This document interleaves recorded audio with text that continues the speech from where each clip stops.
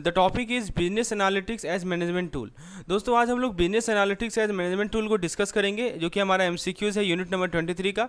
So friends, before continuing this lecture, let me introduce you about our today's offer. आज आपके लिए एक विशेष offer है फ्रेंड्स। आज हमारे जितने भी कोर्सेज हैं सभी में आपको 15% का डिस्काउंट मिल रहा है। आपको ये कूपन कोड को यूज़ करना है, सुपर सेव 15। चाहे कॉम्प्रिहेंसिव प्लान हो जिसके अंदर दोस्तों engaging videos, comprehensive study material, practical mock test, ये सभी के सभी इंक्लूडेड हैं।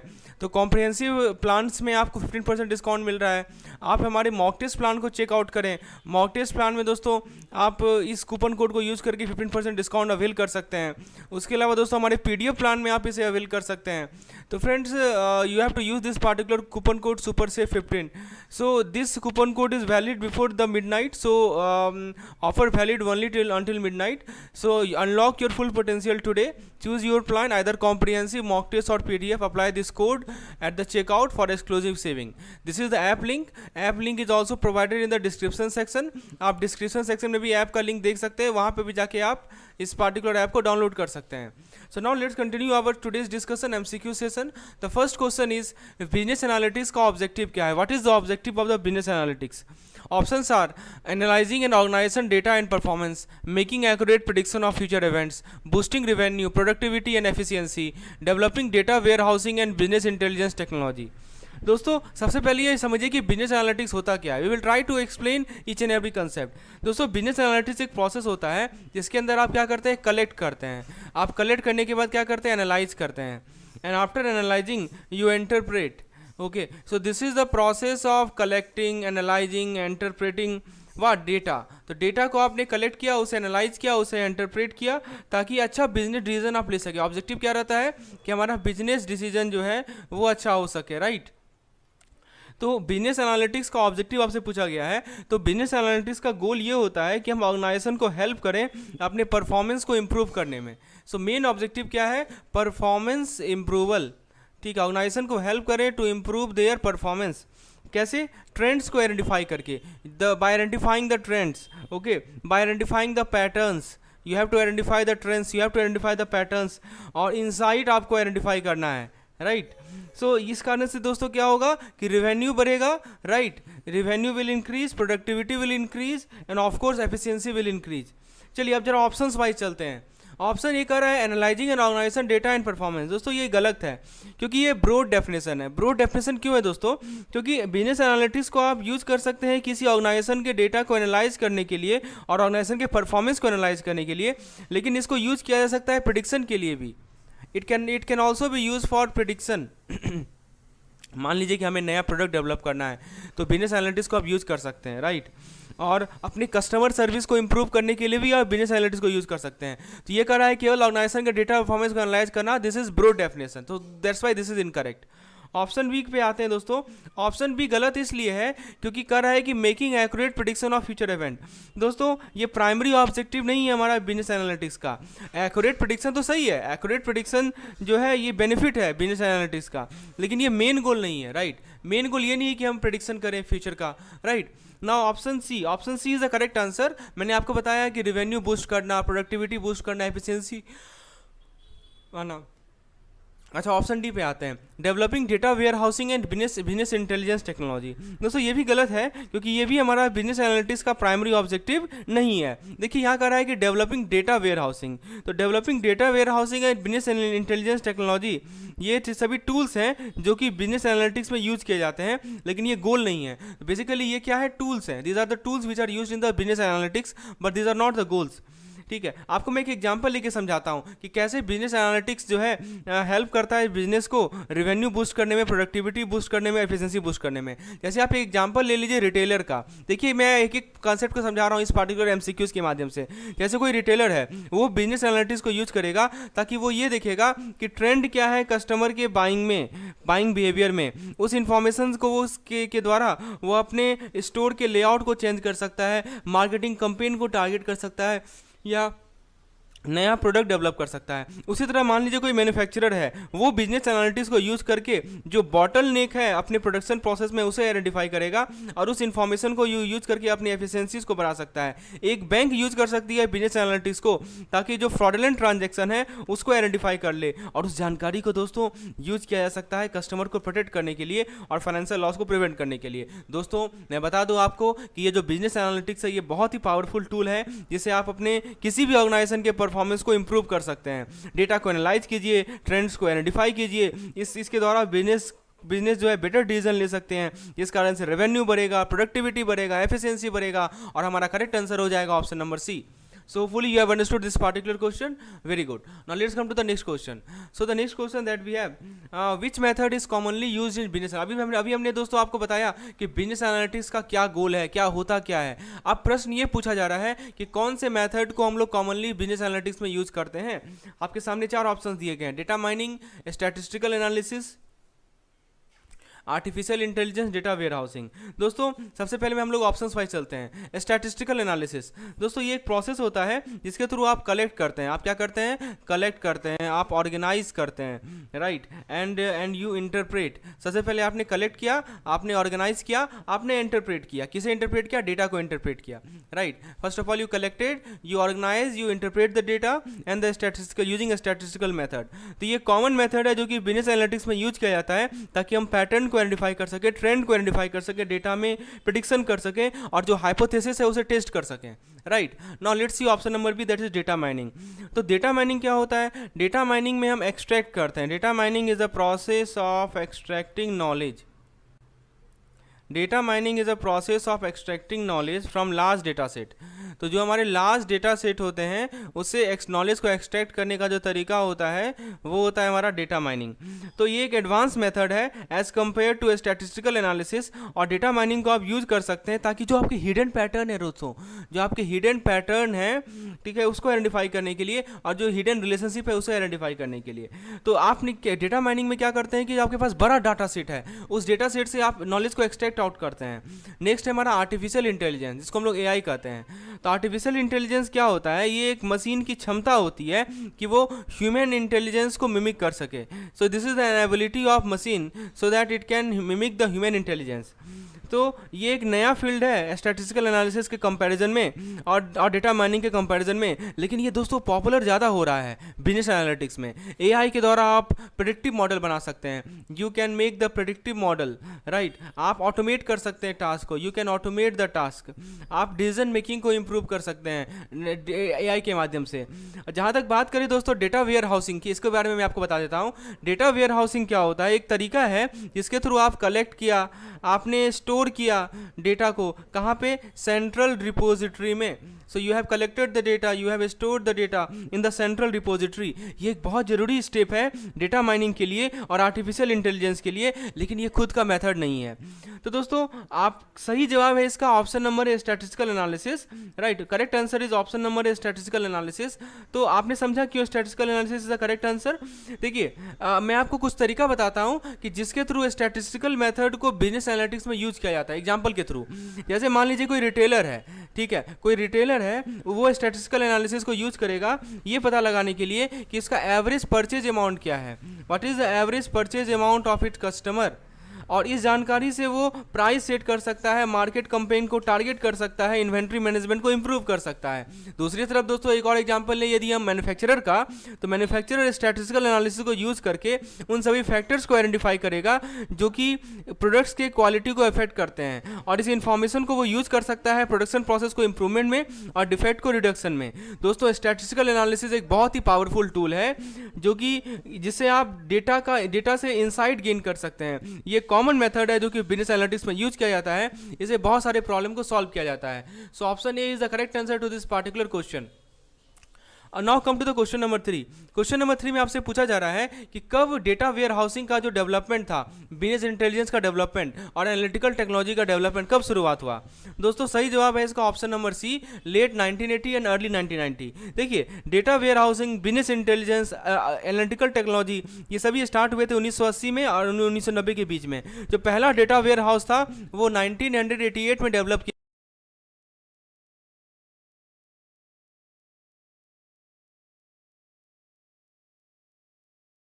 बन सकते हैं वो मैं प्रोवाइड कर रहा हूँ। तो 1988 में IBM के रिसर्चर ने पहला डेटा वेयर हाउस को डेवलप किया था और उनका नाम ही मैं बता देता हूँ, Barry Devlin and Paul Murphy. Okay तो इन दोनों ने मिलकर इस पार्टिकुलर डेटा वेयरहाउसिंग को डेवलप किया था। और दोस्तों डेटा वेयरहाउसिंग का जो कंसेप्ट है वो ये है कि हम एक सेंट्रल रिपोजिटरी को क्रिएट करें डेटा के लिए अलग अलग सोर्सेज से। इससे बिजनेस को डेटा को स्टोर करना, डेटा को एनालाइज करना एफिशिएंटली कर सकते हैं। दोस्तों यहाँ पे एक टर्म, डेटा वेयरहाउसिंग तो आपने समझ लिया, अब एक टर्म है बिजनेस इंटेलिजेंस, शॉर्ट में BI कहते हैं। दोस्तों ये BI क्या है? BI एक ऐसा टर्म है जिसको 1990s में, अर्ली 1990s में कॉइन किया गया ताकि हम डिस्क्राइब कर सकें कि कैसे डेटा और डेटा हाउस को यूज किया जाएगा या दूसरे टेक्नोलॉजी को यूज किया जाएगा अपने डिसीजन मेकिंग को इंप्रूव करने में। So in order to improve our decision making technique, how data warehousing, how other technology will be use. तो दोस्तों ये जो हमारा BI के जो टूल्स हैं ये बिजनेसेस को अलाउ करते हैं कि वो डेटा को विजुअलाइज करें, वो डेटा को एनालाइज करें, इस तरह विजुअलाइज करें, इस तरह एनालाइज करें जिससे वो समझ पाए उनके ऑपरेशन को और एक अच्छा डिसीजन ले पाए। तो होपफुली आपको BI का कंसेप्ट क्लियर हो गया होगा।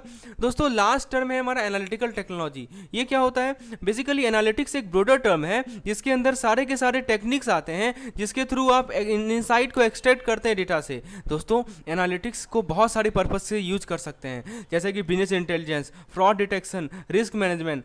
दोस्तों यहाँ पे हमारा जो डेटा वेयर हाउसिंग है, बिजनेस इंटेलिजेंस है, एनालिटिकल टेक्नोलॉजी है, इसका डेवलपमेंट ने बिजनेस रिवॉल्यूशनाइज कर दिया। जिस तरीके से बिजनेस कलेक्ट करते थे, स्टोर करते थे, डेटा को एनालाइज करते थे, इन सभी टेक्नोलॉजी ने ये पॉसिबल कर दिया बिजनेस को कि वो इंसाइट ले सके डेटा से, जो कि इम्पॉसिबल होता फ्यू डिकेड्स अगो।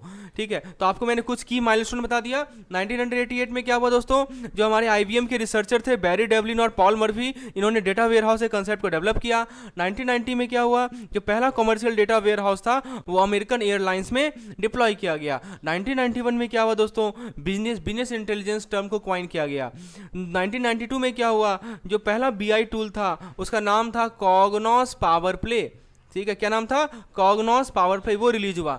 1993 में क्या हुआ दोस्तों? जो पहला online analytical processing OLAP, online analytical processing system को रिलीज किया गया। 1995 में क्या हुआ? जो पहला डेटा माइनिंग टूल था वो रिलीज हुआ। और 2000 में दोस्तों जो पहला cloud based data warehouse था वो रिलीज हुआ। ठीक है, चलिए, तो ये जिसका डेवलपमेंट अभी भी ऑनगोइंग है, राइट, और नए टेक्नोलॉजी को डेवलप किया जा रहा है हमेशा ताकि और इसका यूज कॉन्स्टेंटली इवॉल्व हो रहा है। So now I think the concept is clear, each and every concept is clear. Now let's come to the next question. Next question is when was the first intelligence conference? When was the first international conference on knowledge discovery and data mining held? तो आपसे पूछा जा रहा है कि जो पहला international conference था वो कब हुआ था, किस पे based? Data knowledge discovery and data mining पे। 1995, 1980, 2000 एंड 1990। बताइए दोस्तों। दोस्तों जो हमारा पहला इंटरनेशनल कॉन्फ्रेंस था नॉलेज डिस्कवरी और डेटा माइनिंग पे, जिसको KDD 95 कहा जाता है। क्या कहा जाता है? KDD 95। ये मॉन्ट्रियल में हेल्ड हुआ था दोस्तों। कहाँ हेल्ड हुआ था? मॉन्ट्रियल में, कनाडा में। कब हेल्ड हुआ था दोस्तों? अगस्त 20-21 के बीच में 1995 में, राइट।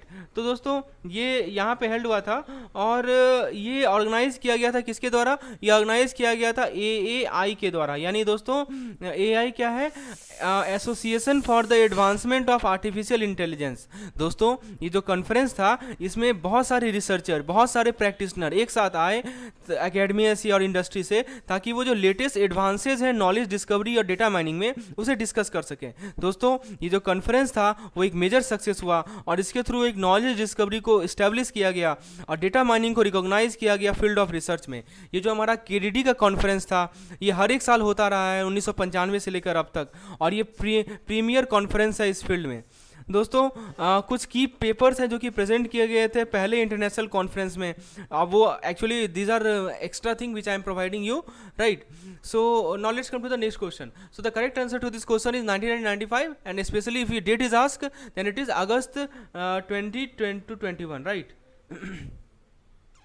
चलिए आगे देखते हैं दोस्तों, नेक्स्ट क्वेश्चन पे आते हैं। नेक्स्ट क्वेश्चन आपके स्क्रीन पर है, पूछा जा रहा है कि कौन से ऑर्गेनाइजेशन है जिन्होंने पहला international conference on knowledge discovery and data mining, अभी मैंने आपको बताया इसके बारे में, फिर से वही क्वेश्चन है। चलिए देखिए, जितना बार आप क्वेश्चन रिपीट करेंगे आपके दिमाग में बैठता जाएगा वो कॉन्सेप्ट। बताइए दोस्तों, कौन सा ऑर्गेनाइजेशन है जिसने पहला international conference on knowledge discovery and data mining को होस्ट किया? ऑप्शन ए है ARI, association for advancement of artificial intelligence. Option B है special interest group on knowledge discovery and data, SIGKDD। Option C है international conference on data mining. Option D है special interest group on artificial intelligence. दोस्तों सही जवाब है इसका option A, AAAI। Actually RI नहीं होगा, ये क्या होगा, AAI होगा। Okay, this will be AAAI।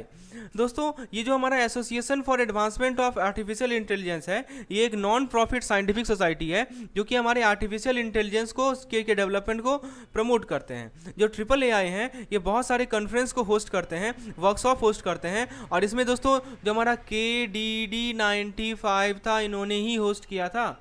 अब देखिए थोड़ा सा मैं आपको SKIDD के बारे में बता देता हूँ। देखिए ये जो स्पेशल इंटरेस्ट ग्रुप और नॉलेज डिस्कवरी SIGKDD है, ये क्या है दोस्तों, ये एक सब ग्रुप है। This is the sub group of AAAI। Okay, जो कि जिनका फोकस होता है नॉलेज डिस्कवरी पे और डेटा माइनिंग पे। जो हमारे SIGKDD हैं, ये एनुअल KDD कॉन्फ्रेंस को होस्ट करते हैं, लेकिन इन्होंने पहला जो कॉन्फ्रेंस था उसे होस्ट नहीं किया था।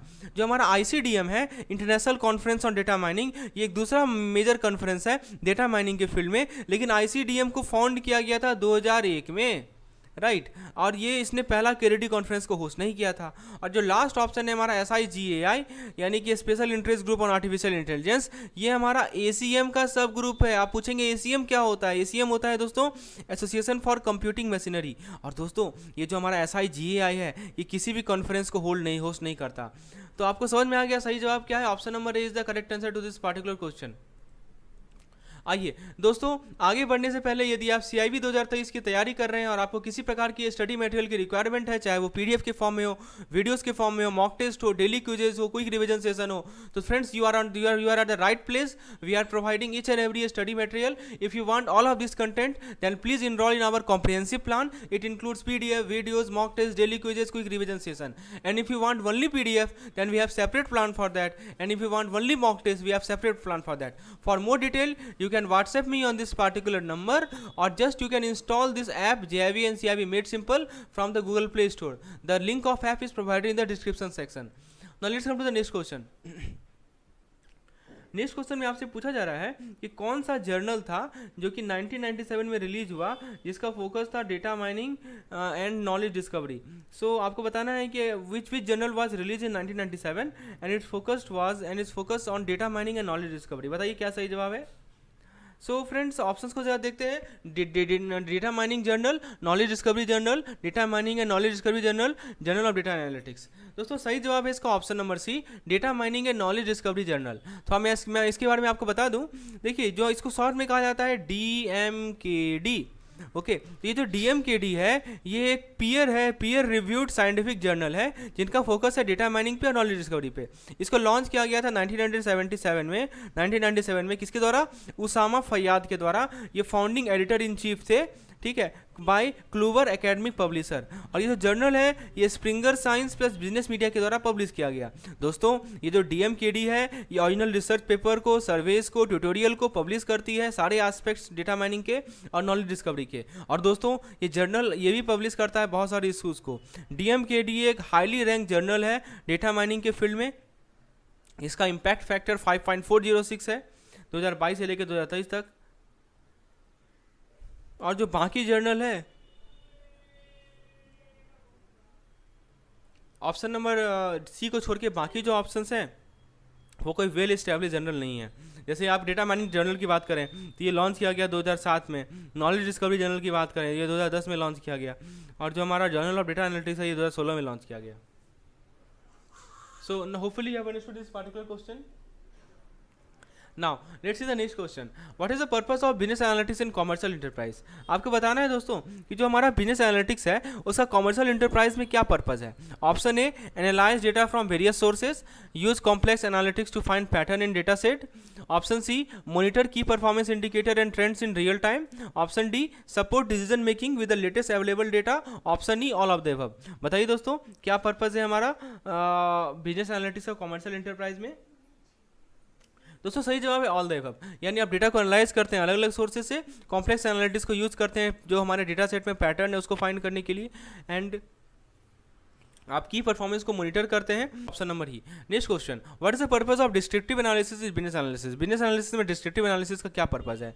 हिस्टोरिकल डेटा को इंटरप्रेट करना, की परफॉर्मेंस इंडिकेटर यानी केपीआई को इंटरप्रेट करना, प्रीवियस परफॉर्मेंस पे फोकस करना ताकि ड्राइविंग फैक्टर को समझ सकें, फ्यूचर ट्रेंड को प्रेडिक्ट करना, कंज्यूमर बिहेवियर को प्रेडिक्ट करना, डेटा को सिंगल लोकेशन में स्टोर करना, क्विक कंक्लूजन के लिए। बताइए डिस्क्रिप्टिव एनालिसिस का क्या पर्पस है बिजनेस एनालिसिस में? सही जवाब है दोस्तों कि हिस्टोरिकल डेटा को इंटरप्रेट करना और की परफॉर्मेंस इंडिकेटर को इंटरप्रेट करना। नेक्स्ट क्वेश्चन इज, कौन सा अप्रोच है बिजनेस एनालिसिस में जिसका फोकस होता है कुछ ट्रेंड के पीछे जो रीजन है उसे समझना? Descriptive analysis, diagnosis analysis, predictive analysis, prescriptive analysis. सही जवाब है दोस्तों ऑप्शन नंबर भी, डायग्नोसिस एनालिसिस। तो ये जो डायग्नोस्टिक एनालिसिस होता है इसका फोकस होता है कि सर्टेन ट्रेंड के पीछे क्या रीजन है। क्या पर्पस है डेटा प्रिपरेशन का डेटा माइनिंग में? What is the purpose of data preparation in data mining? Compiling relevant data from various sources, getting the data ready for mining through exploration and pre-processing. Option C is applying appropriate model to the data. Option D is presenting the result of the analysis in a useful way. बताइए दोस्तों क्यों data preparation किया जाता है data mining में?